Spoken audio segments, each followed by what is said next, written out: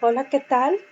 Buenas tardes. El día de hoy vamos a ver lo de la conducta ingestiva y es importante hablar de los sistemas regulatorios o es importante hablar de que nuestro organismo tiene ciertos sistemas regulatorios que precisamente van a ser aquellos que van a mantener la constancia de ciertas características que están dentro de nuestro organismo frente a cualquier variabilidad externa que pudiera existir. Las conductas de ingestión, como por ejemplo el comer o el beber, pues van a incluir sistemas regulatorios que no son más que mecanismos que van a corregir, ¿sí?, o abastecer todas aquellas reservas agotadas de nuestro cuerpo, ya sea de agua o nutrientes del mismo. Las conductas ingestivas son muy importantes porque son controladas por algunos mecanismos de saciedad. No podemos seguir comiendo y comiendo y comiendo, o no podemos seguir tomando y tomando agua. Como por ejemplo, si tomamos vasos de agua después de que hacemos ejercicio en un lugar cálido, de modo que todo el tiempo estemos tomando vasos y vasos de agua. Llega un momento en que nuestro organismo nos dice ya, hasta aquí está saciado, y precisamente algunos medios cerebrales hacen que la conducta de ingerir agua pues se detenga. Dentro del tema de la conducta ingestiva vamos a ver el beber y otro subtema que se llama la comida y metabolismo. Hablar del beber, bueno, es hablar de que el cuerpo tiene 4 principales compartimentos de líquidos. Uno de líquido intracelular, y 3 de líquido extracelular. Aproximadamente 2/3 partes del agua corporal se hallan contenidas en el líquido intracelular, ¿sí?, que no es otra cosa más que la parte líquida del citoplasma de las células, mientras que el resto del agua pues lo encontramos en el líquido extracelular, que incluye a su vez el líquido intravascular, que vendría siendo el del plasma sanguíneo, el líquido cefalorraquídeo, que pues ese ya lo conocen porque es el que está en el cerebro, y el líquido intersticial, que significa que es el que está el líquido que encontramos entre las células. ¿Ok? Es importante decir que el líquido intersticial, ¿sí?, que es parte del extracelular, tiene una característica de ser isotónico, ¿sí?, igual que el intracelular.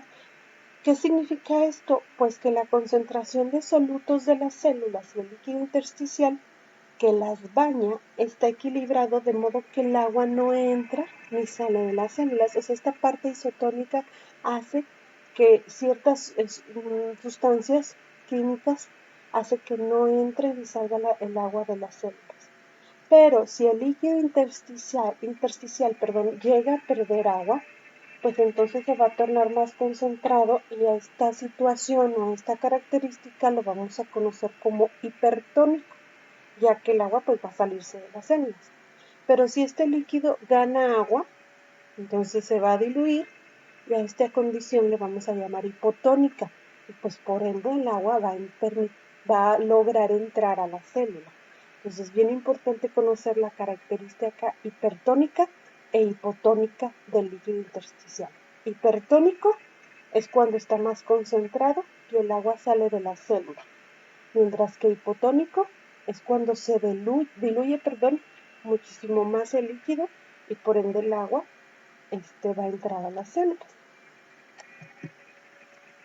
Continuando con el tema del beber, es bien importante que sepamos que cuando perdemos agua, entonces las células no van a desempeñar muchas reacciones químicas, ¿sí?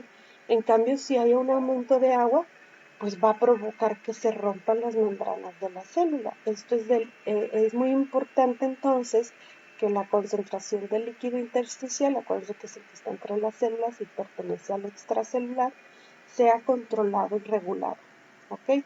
Ahora, hablar del líquido intravascular, que recordemos que es el que se encuentra en el plasma de la sangre, es importante decir que si el volumen de este líquido llega a disminuir drásticamente, entonces el corazón ya no va a bombear la sangre necesaria, y pues puede haber una falla cardíaca, y las personas que padecen esto pues pueden padecer de una condición que se llama hipovolemia, que no es otra cosa más que lo que dijimos ahorita, que el porcentaje de líquido de la sangre disminuye.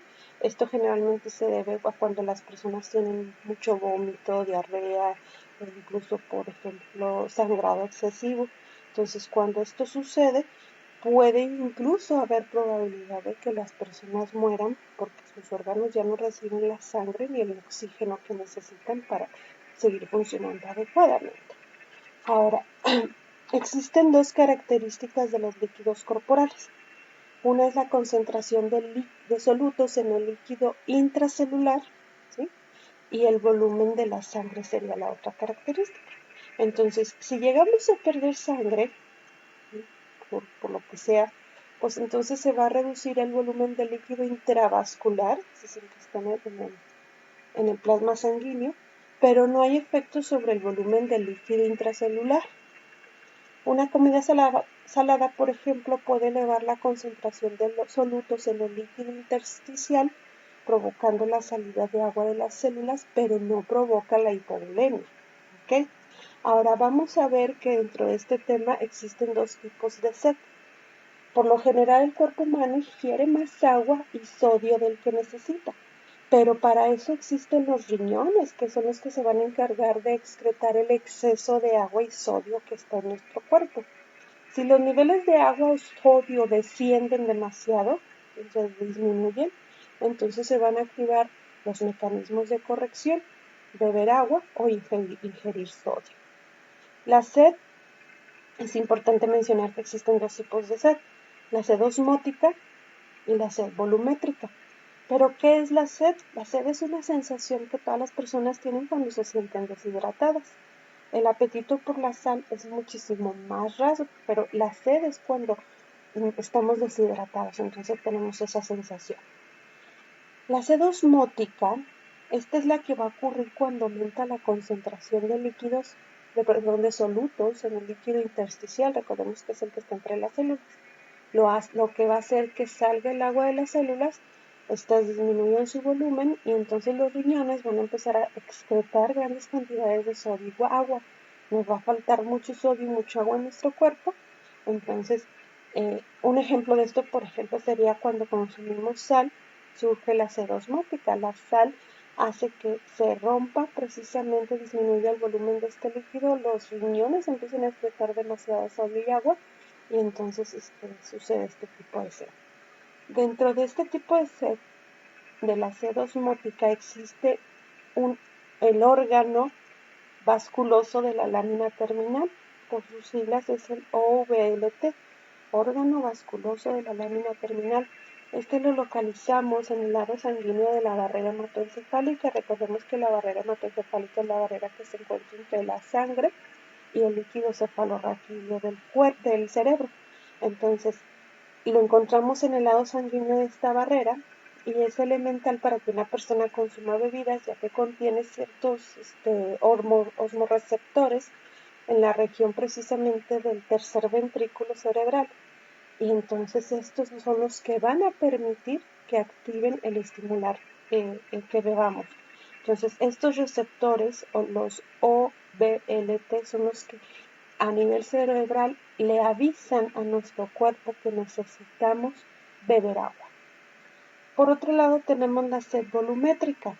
Esta ocurre cuando el volumen del plasma sanguíneo, sería lo contrario al intersticial, que sería el que está en el líquido intravascular, pues se reduce. ¿Sí? Y cuando se reduce, por ejemplo, lo que habías mencionado antes, la pérdida de sangre, el vómito, la diarrea, pues van a provocar que este volumen se pierda. La sed volumétrica provoca un apetito por la sal. Es muy común que, por ejemplo, cuando consumimos mucha sal, no sé si les ha pasado que consumen las palomitas, nos dan mucha sed y generalmente esa sed es por beber azúcares, ¿ok? Entonces, estos serían los dos tipos de sed. Vamos a ver el siguiente tema que se llama comida y metabolismo.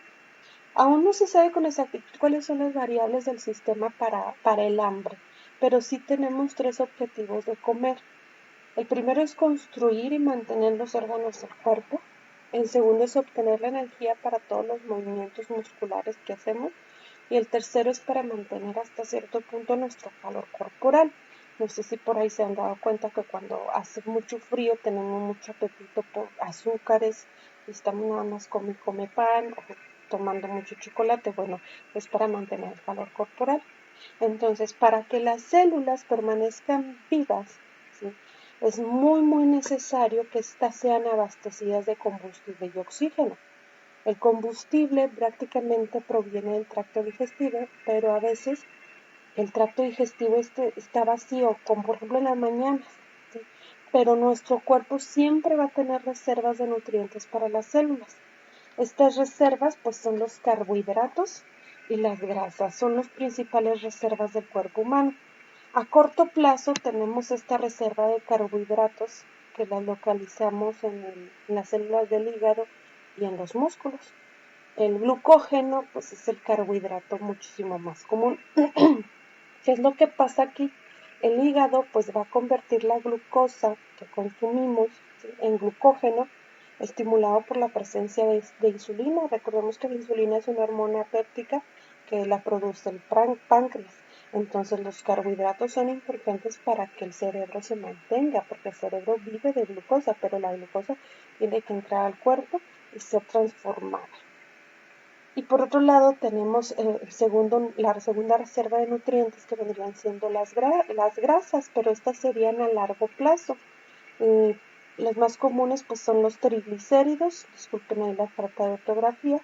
Aquí las células del resto del cuerpo pues viven de tejido graso. Entonces el triglicérido, se va a dividir en ácidos grasos y glicerol. Los grasos van a llegar al cuerpo y el glicerol es convertido en glucosa por el hígado, pues para que llegue a nuestro cerebro.